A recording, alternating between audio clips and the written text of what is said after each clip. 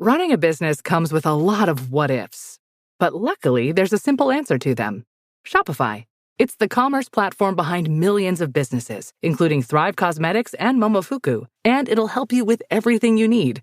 From website design and marketing to boosting sales and expanding operations, Shopify can get the job done and make your dream a reality. Turn those what-ifs into...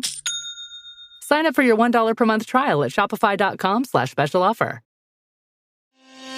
At Talus, we know cybersecurity can be tough and you can't protect everything, but with Talus, you can secure what matters most. With Talus industry-leading platforms, you can protect critical applications, data, and identities anywhere and at scale with the highest ROI. That's why the most trusted brands and largest banks, retailers, and healthcare companies in the world rely on Talus to protect what matters most. Applications, data, and identities. That's Talus, T-H-A-L-E-S. Learn more at talusgroup.com/cyber.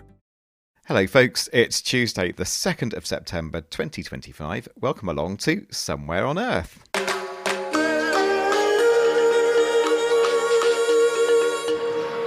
And with us today is Anya Literovich. Here she is again. Anya, hello, how are you? You're excited, aren't you? I am incredibly excited because you'll never guess what this is. This is a very, very, very special show.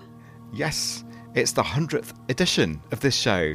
Hey, it's a landmark. We've made it into triple figures. I'm so excited. But we can chat all about that later, can't we? Yeah, indeed. Enough self-congratulation. The people want content, so let's deliver. Otherwise, we may not get to our 101st edition. So here we go. And coming up today, abusive websites and privacy-violating AI. Yes, lots going on in this edition, including how LGBTQ plus people in many African countries are suffering abuse online. And those naughty AIs. If you have one of those AI browser extensions, you might want to think a little bit about the information that you share with it. A new study reveals that these add-ons might be trading privacy for usability. That's all right here on the Somewhere on Earth podcast.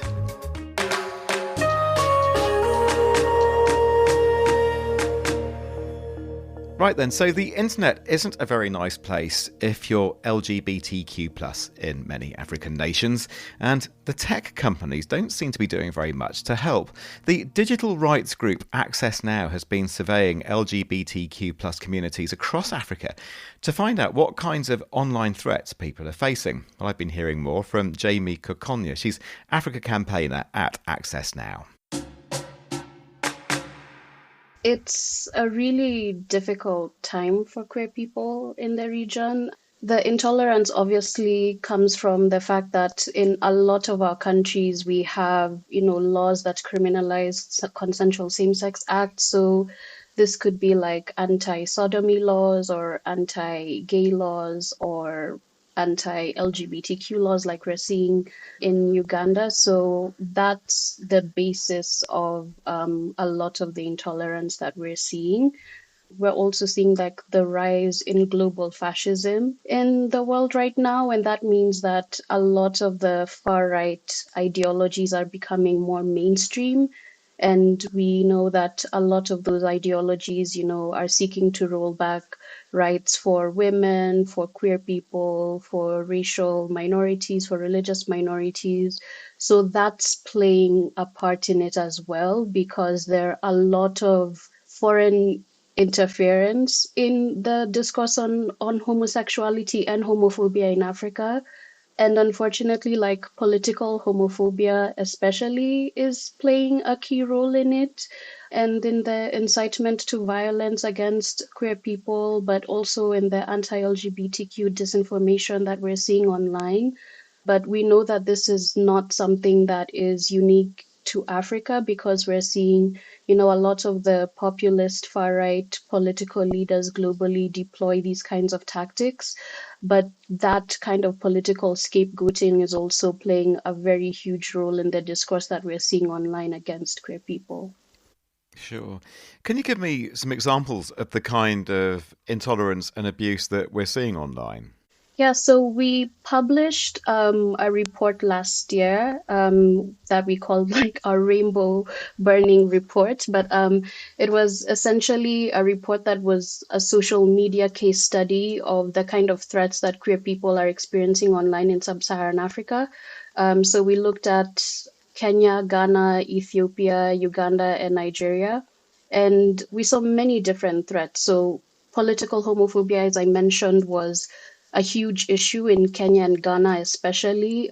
So we'd see content with political leaders, for example, calling for queer people to be killed or to be banished from their communities, or mobilizing support for anti-LGBT protests offline.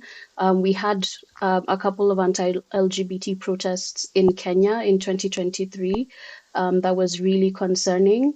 This actually led to the High Court issuing a ban on anti-LGBT protests because of the incitement that had happened as a result of that.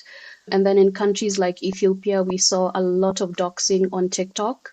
So this would be situations, for example, where some bad faith actors will create anonymous accounts on TikTok and they'll collate pictures of random people who they are assuming or accusing of being queer based on different physical attributes. Maybe if they've colored their hair uniquely, if they have facial piercings, if they have a rainbow flag on their social media profile. So they'd collate all of these pictures and then post them on TikTok and say things like, these are the gay people in Addis Ababa, or these are the gay people in Ethiopia.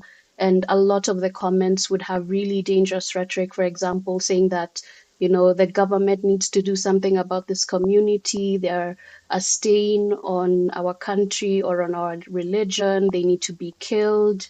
And some of those doxing cases also led to people experiencing violence offline. So one of the people that was doxed on TikTok actually was attacked by their classmates in university, and they had to flee Ethiopia because of the violence that they experienced, which was really concerning. And then in Ghana, doxing again, so situations where there are now bad faith actors who know that queer people use dating apps to, meet each other. And so they've infiltrated those dating apps. They'll create fake profiles like honey traps, and they'll get queer people to meet them in person, and then they'll kidnap them and take intimate images of them without their consent and then use that to blackmail them. So reach out to their contacts and say, we have so and so in our custody. If you want to release them, you need to give us this amount of money. In some situations, that led to those intimate images actually being posted online. In other situations, they were only shared with the person's contacts.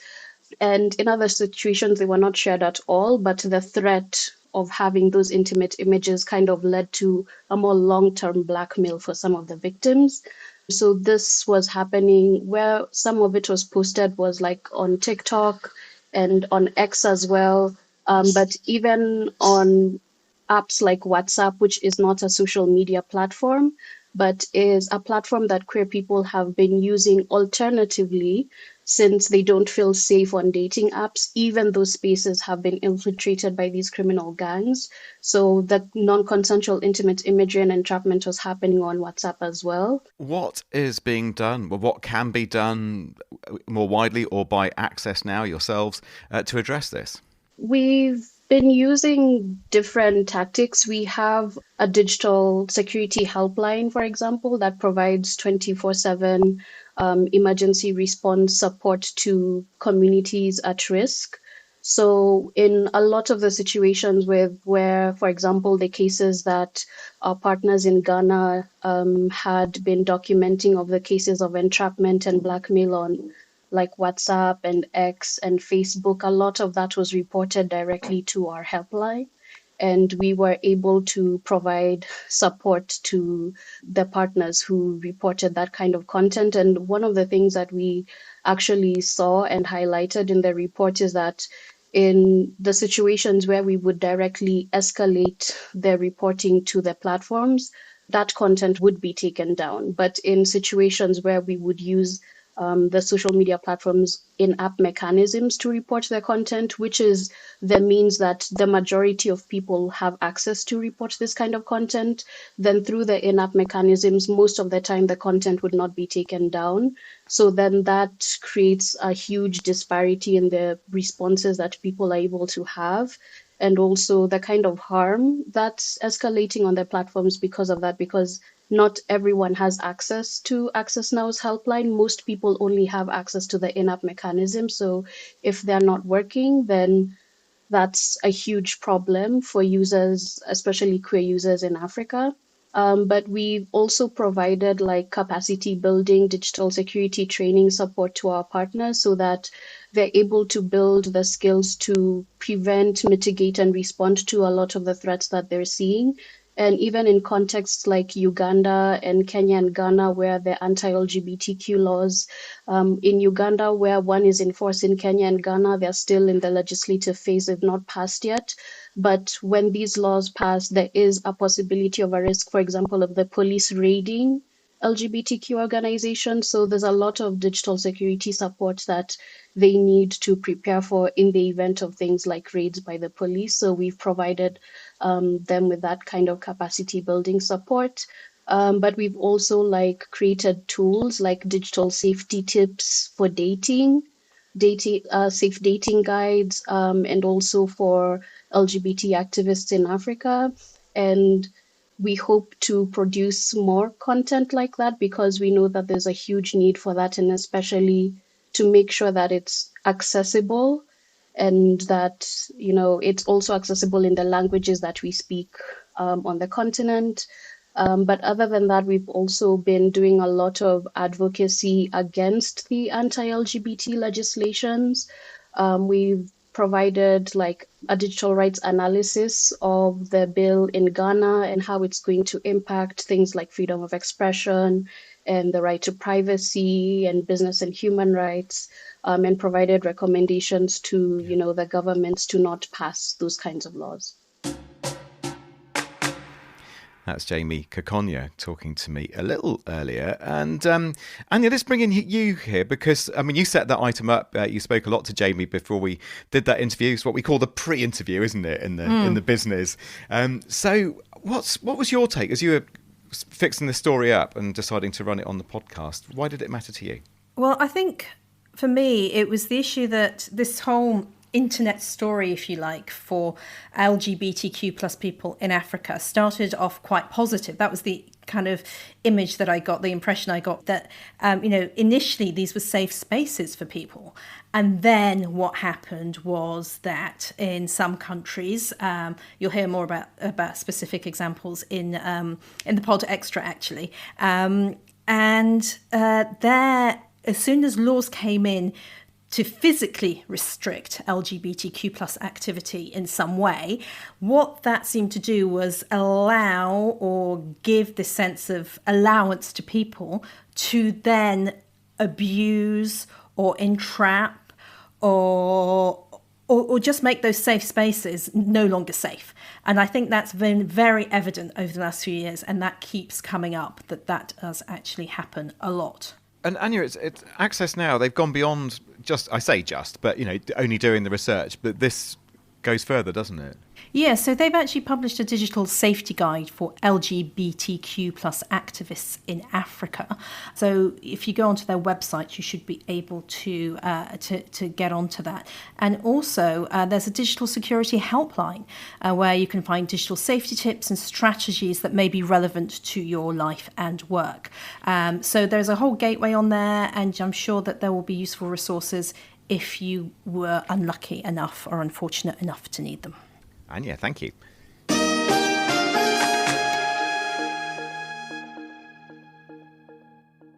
A massage chair might seem a bit extravagant, especially these days.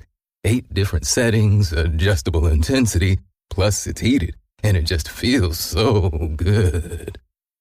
Yes, a massage chair might seem a bit extravagant, but when it can come with a car, suddenly it seems quite practical. The all-new 2025 Volkswagen Tiguan, packed with premium features like available massaging front seats, it only feels extravagant. Hit pause on whatever you're listening to and hit play on your next adventure. This fall, get double points on every qualified stay. Life's a trip. Make the most of it at Best Western. Visit bestwestern.com for complete terms and conditions.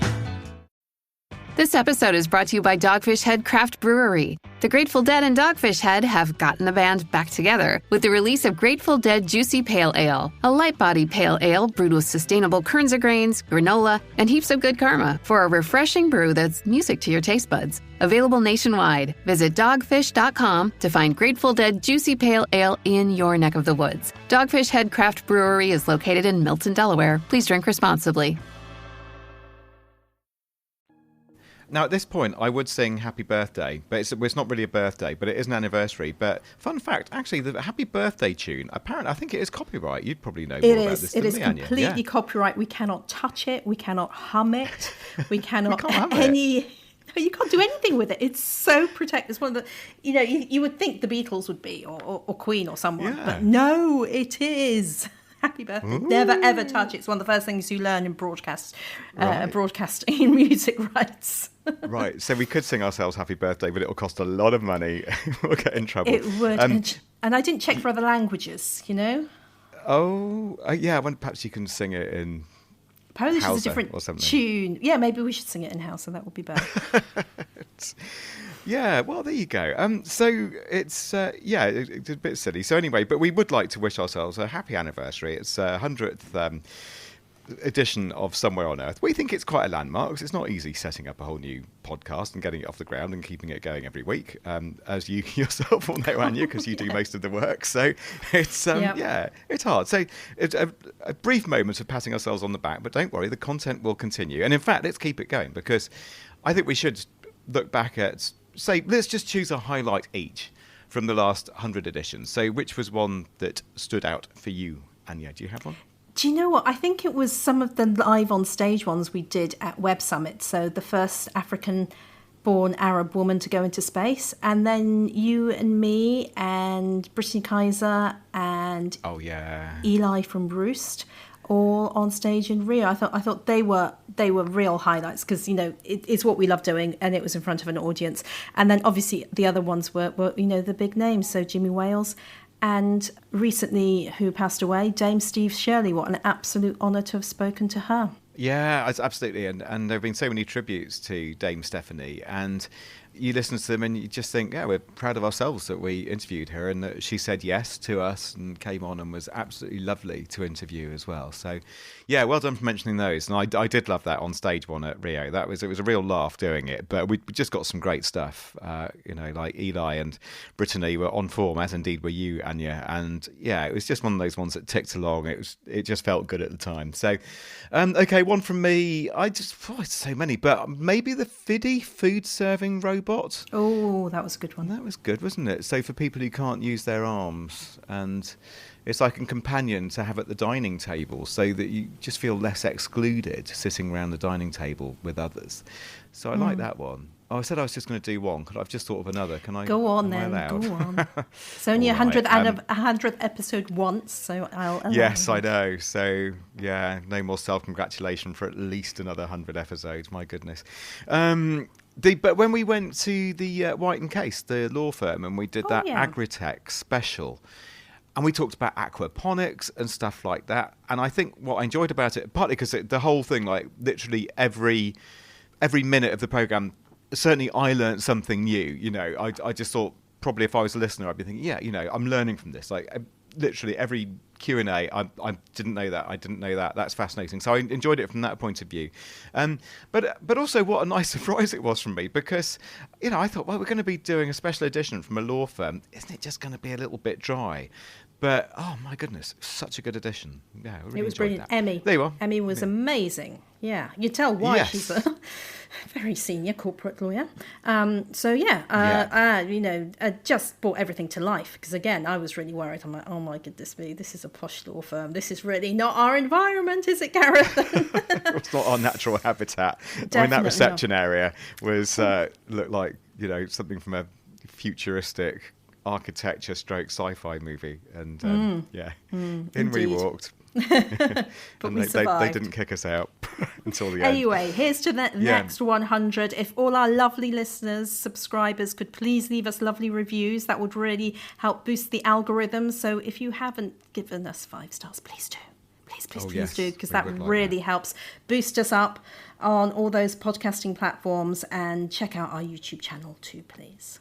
Yeah, indeed. No, please do, folks, because I mean, it can sometimes feel like we are just going from edition to edition, doing our best, trying to keep it going, and none of it's going to work without your support, basically. So if you want another 100, you're going to have to be nice to us and subscribe and all that stuff. Thank you, folks, and thank you for your support over these last 100 as well. You're amazing. We love you. Thank you. We did it together. All of us on the team, and you, dear listener, the most important person in the room. And I mean that, actually. Okay, moving on.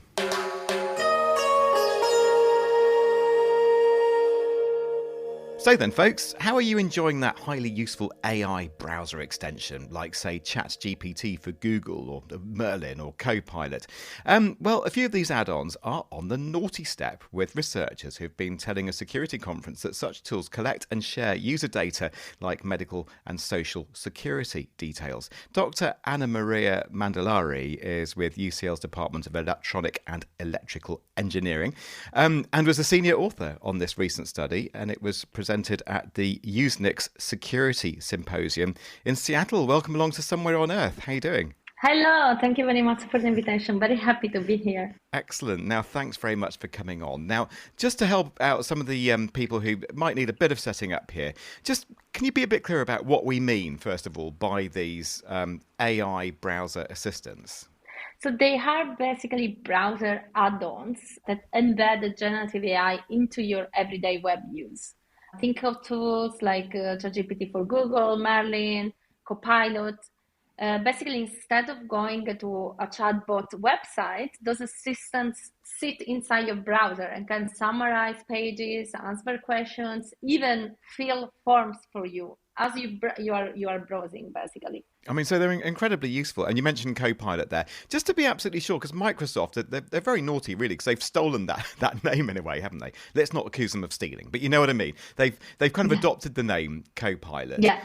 But so do you mean generically these kind of AI Copilots, or specifically Microsoft, or?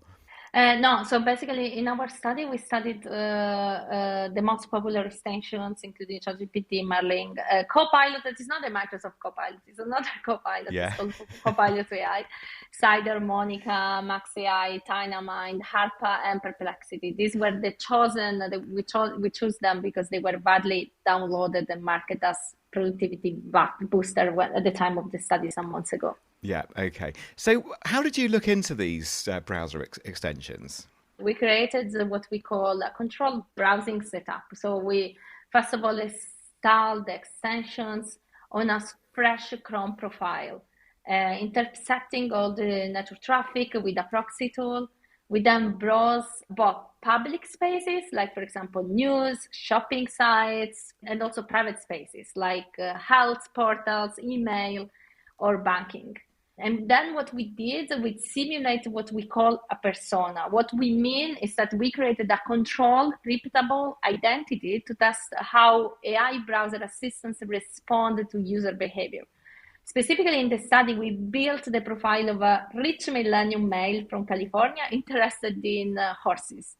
So this persona was deliberately chosen because it included demographic attributes, age, gender, location, wealth, and a very specific interest like equestrian sport. So these are attributes that AI systems often infer for personalization. These specific interests make it easier to detect what we call profiling. If the assistant later suggests horse riding holidays, we know it's using the persona information, not just guessing from generic user behavior. So we tested whether the assistants would build a profile about them. This let us see exactly what information left the browser, where it went, and whether profiling or personalization was happening. It's important to differentiate between profiling and personalization. Yeah, and it's good that you've clarified that. So what did you find then? Yeah, so quite a lot. We found that basically these extensions are collecting a lot of data about the user. Some assistants send full web page content, including text, links, and titles, and they send this to their specific servers. Merlin, for example, even capture form inputs. We saw it record health data from a university portal and a social security number typed into the IRS sites.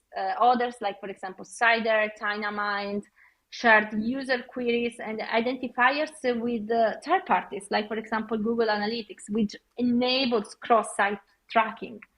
Many extensions stored chat histories across sessions, sometimes forever, basically. So why does this matter then? I mean, bluntly, why is it an issue? If the data is transmitted to their own server, and often third-party trackers, such as, for example, in our case, the extension that we studied, Google Analytics or Mixpanel, once your data are there, they can be used to build detailed user profiles. Not just what you type, but what the AI infers about you. Your age, gender, income level, interest. This kind of data could be used for advertising, personalization, or in the worst case, could be exposing data breach. And sometimes, as we have seen in the past, they're not just used for influencing the user about your shopping preferences, but also for voting or health insurance and other important private, let's say, future application of your data. But there was one of these extensions that kind of passed the test, as it were. It came out quite well from this study, didn't it? Yeah, only one, that is Perplexity. It stood out because it didn't collect web page content, it didn't track user identifiers, and explicitly said that it doesn't retain memory between sessions. It's not perfect, but it was the only one that didn't show profiling or personalization at all. But I do wonder, though, is this just an inevitable trade-off between something that's incredibly useful? You trade a bit of privacy in return for the utility you get from these things. Isn't that trade-off inevitable? Not necessarily. So these assistants are marketed as tools for convenience, but our findings show that they often overcollect, sometimes even violating laws. Like, for example, this study was done in the US, so they violated the HIPAA when health data is captured. And then we saw that some of them, like, for example, Perplexity, are still working and working well without retaining any personal data. Privacy by design solutions are also possible. Local processing, for example, clear opting in consent, limited what data is shared. So we shouldn't really upset the narrative that convenience must come at the expense of privacy. But today, for most of these extensions, that's unfortunately the case. At UCL, in fact, we are working on a solution in this space, developing tools that let people see exactly where the data is going, to whom. The idea is to give users transparency control so they can make informed decisions about which assistants to trust. Yeah. Well, good luck with that work. I look forward to hearing the outcome of that. I think it's very important work. And so just in case people missed it, so the good one, as it were, of this study was Perplexity. That's the one, isn't it, if they need to look it up? Yeah. Good stuff. Thank you very much indeed, Anna.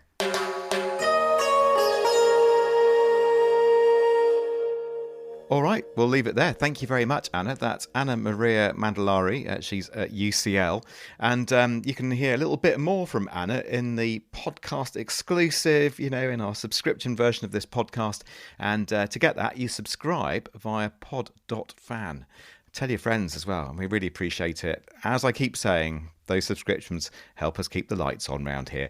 That's coming up in the extra. I think that'll do for this edition. Don't forget, of course, we're with the lovely Evergreen Podcast Network. More from them via evergreenpodcast.com. And we're on, I think, pretty much all your favourite social media, apart from X, because we've decided not to be on it anymore. So there we are. Our editor is Anya Lifterovich. The production manager is Liz Toohey. And I'm Gareth. And a final massive great big thanks to our sponsor. They are Roost. Look them up. They're called Roost. And I'll see you next time. Bye-bye.